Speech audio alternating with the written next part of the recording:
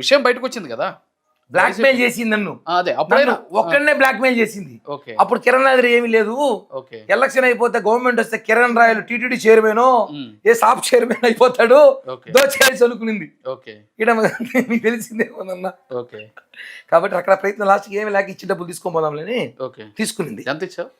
15 లక్షలు ఇచ్చాను. ఓకే 15 లక్షలు చిక్కు బాండ్ ఇచ్చాను ఇవ్వాల్సిన డబ్బులకి.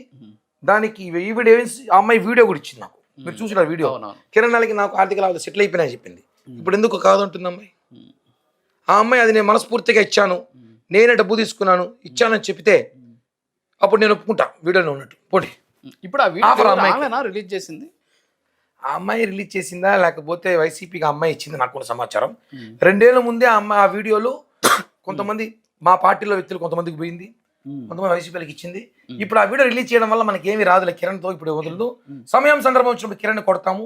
ఎందుకంటే ఈ నెల 15వ తారీఖు తర్వాత పవన్ కళ్యాణ్ గారితో నాకు భేటీ ఉంది, నేను పవన్ కళ్యాణ్ గారిని కలవబోతున్నాను, నాకు మంచి భవిష్యత్తు ఉందని పవన్ కళ్యాణ్ గారు చెప్పాక నన్ను టైం చూసి దెబ్బేశారన్న.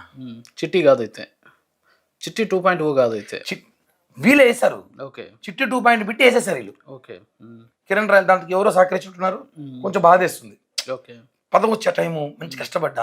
అంటే నా బాధ ఏంటంటే, నా బాధ ఫస్ట్ నన్ను నమ్ముకొని చాలా మంది ఉన్నారన్న, నా కోసం పనిచేసిన పార్టీలో వాళ్ళంతా ఏడుస్తున్నారన్న. మీరు చూసినారు, ఇంత కింద కూడా చూసారు, చాలా మంది ఏడ్చారు. ఈ ఇన్స్టిట్యూట్ జరిగినాక నువ్వు మనం నిజమనేసిన బాధేస్తుంది. మేమంతా పార్టీ కోసం పనిచేసినాం, అప్పులు చేసినాం, కష్టపడ్డాం, చాలా ఇబ్బందులు పడ్డాం, జైలుకి వెళ్ళినాం, పిల్లం బిడ్డలు వదిలేసి తిరిగినాం. ఈరోజు మంచి పొజిషన్ వచ్చే రోజు మేము లేకుండా పోయినా బాధ ఉన్నాం. కానీ మంచి రోజులు ఉన్నాయి. పవన్ కళ్యాణ్ గారు ఆయనకి హ్యాట్స్ ఆఫ్. ఆయన మమ్మల్ని ఎప్పుడు వదలడు, మేము ఆయన మనిషిని ఇప్పటికీ. కళ్ళనీళ్ళు వస్తున్నాయి నీకు? మరి కొంచెం బాధేస్తుంది. పనిచేసా కదా, చిన్న పని కాదు చేసింది. అంటే ఎంతకాలంగా మెగా ఫ్యామిలీని? 22-23 సంవత్సరాలు.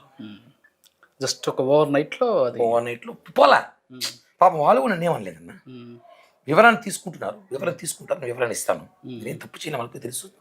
బట్ వైసీపీ సోషల్ మీడియా అమ్మాయి కదా, కిలాడి లేడీ కదా, కాబట్టి వాళ్ళు కూడా బాగుపడినారు.